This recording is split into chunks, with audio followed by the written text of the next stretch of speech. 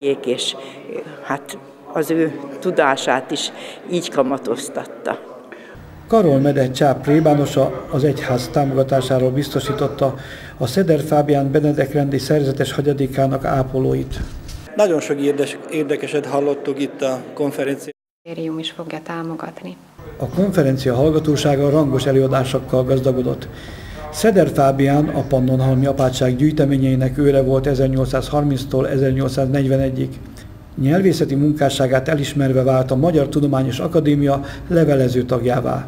Uránia néven szépirodalmi folyóiratot adott ki. Szeder Fábián pannonhalmi könyvtárosi tevékenységéről dr. Bánhegyi Miksa bencés tanár könyvtáros kutató tartott előadást.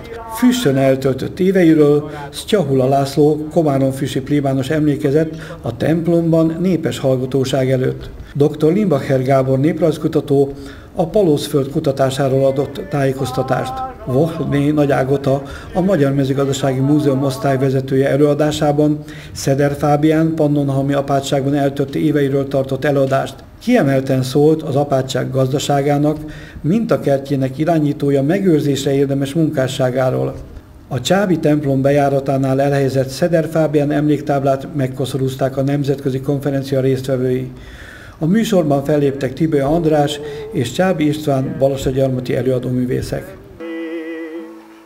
Kell még egy ölelés, ami végig elkísér, az úton majd néha gond